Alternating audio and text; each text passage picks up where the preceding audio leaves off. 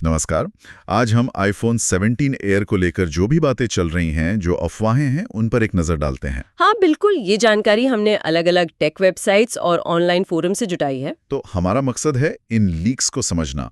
IPhone 17 air कैसा हो सकता है, क्या खास होगा इसमें? जी, हम इसकी परफॉर्मेंस, डिजाइन, क्या नई टेक्नोलॉजी आ सकती है, कीमत और हाँ, जो कमजोरियां बताई जा रही हैं, उन सब पर बात करेंगे। और सबसे बड़ी बात जो सुनने में आ रही है, क्या ये वाकई एप्पल का अब तक का सबसे पतला फ़ोन होगा? सिर्फ 5.5 mm? हाँ, और वजन भी करीब 145 से 165 ग्राम के बीच, मतलब बहुत ही हल्का। कमाल है। 5.5 mm तो वाकई बहुत पतला है। जी, अफवाहें तो यही कह रही हैं, अल्ट्रा थिन और हल्का, पर दिलचस्प बात यह है कि स्क्रीन साइज शायद बड़ा ही रहेगा। अच्छा, कितना बड़ा? करीब 6.6 से 6.7 इंच का, और वो भी promotion 120 hertz OLED display dynamic island के साथ। तो फील तो प्रीमियम ही आएगा। तो डिज़ाइन तो एकदम स्लीक लग रहा है, पतला, हल्का, बड़ी स्क्रीन। लेकिन फिर वो सवाल आता है, परफॉर्मेंस का क्या इतनी पतली बॉडी में? देखिए, चिप की बात करें तो A19 चिप की उम्मीद है। हाँ, ये शायद प्रो वाला वर्जन ना हो। ओके। और रैम भी शायद 8 GB से बढ़कर 12 GB तक हो सकती है, जो एप्पल इंटेलिजेंस वाले फीचर्स के लिए ज़रूरी भी होगी। तो परफॉर्मेंस तो अच्छी ही मिलनी चाहिए, ऐसा लगता है। ठीक है। और कनेक्टिविटी? मैंने सुना था एप्पल अपने मॉडेम पे काम कर रहा है।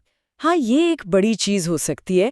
शायद ये पहला आईफोन हो जिसमें एप्पल का अपना C1 5G मॉडेम और वाईफाई 7 चिप लगा हो। ओह, तो इसका मतलब बेटर नेटवर्क? हो सकता है, मतलब शायद ज़्यादा तेज स्पीड, बेटर कनेक्शन, खासकर भीड़ वाली जगहों पर, ये देखना होगा।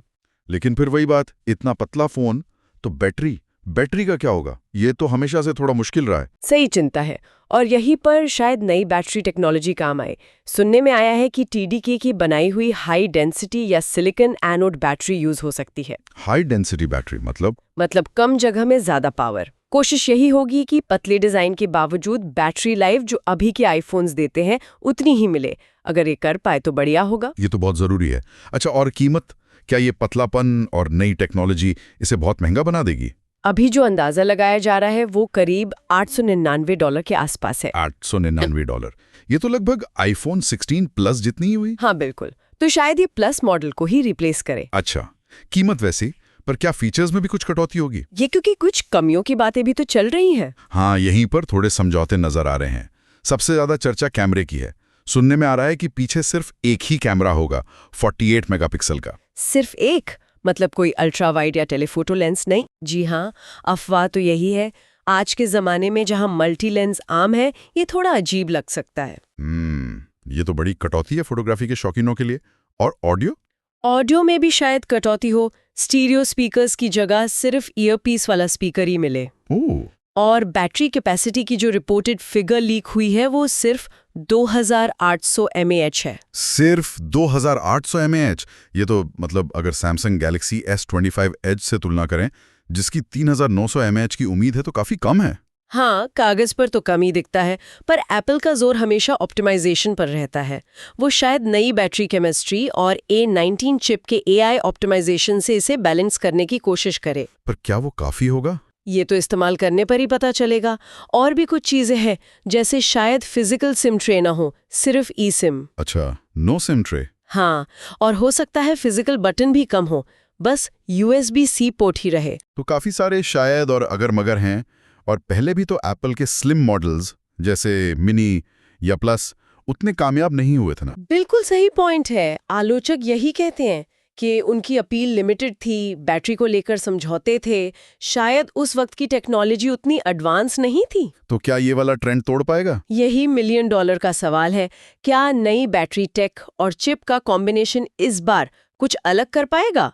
देखना होगा। तो फिर ये फोन किसके लिए है? कौन खरीदेगा इसे? शायद उन लोगों के लिए जो डिजाइन को सबसे ऊपर रखते हैं, जिन्हें एकदम पतला, एकदम हल्का फोन चाहिए, बड़ी स्क्रीन और अच्छी परफॉर्मेंस के साथ, और जो इसके लिए कैमरा फ्लेक्सिबिलिटी, स्टीरियो ऑडियो या एक्स्ट्रा बैटरी लाइफ छोड़ने को तैयार हों।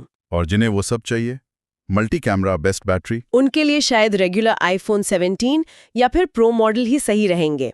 खासकर अगर टेलीफोटो, अल्ट्रा वाइड लेंस जरूरी हैं या दमदार ऑडियो और लंबी बैटरी लाइफ चाहिए। तो संक्षेप में कहें तो हम iPhone 17 एयर एक बहुत पतला और हल्का फ़ोन हो सकता है, शानदार डिस्प्ले और तेज़ चिप के साथ, लेकिन कैमरा, स्पीकर और शायद बैटरी में कुछ बड़े समझौते करने पड़ सकते हैं। बिल्कुल। और ये सब तो अभी अफवाहें हैं, असली तस्वीर तो लॉन्च पर ही साफ होगी। उम्मीद है सितंबर 2025 में, शायद 11 से 13 तारीख के आसपास। हाँ, तभी पता चलेगा कि बैटरी असल में कितनी चलती है, कैमरा कैसा है, कीमत क्या है और रोज़ के इस्तेमाल में ये कितना प्रैक्टिकल है। जी। और अंत में एक सवाल मन में आता है, क्या एप्पल इस पतलेपन के चक्कर में फंक्शनैलिटी से समझौता कर रहा है? क्या ये सिर्फ एक खास वर्ग के लिए ही रह जाएगा? भविष्य में डिज़ाइन कितना हावी होगा फ़ोन की उपयोगिता पर, ये सोचने वाली बात है। Thanks for watching and don't forget to subscribe our channel, Reviewverse.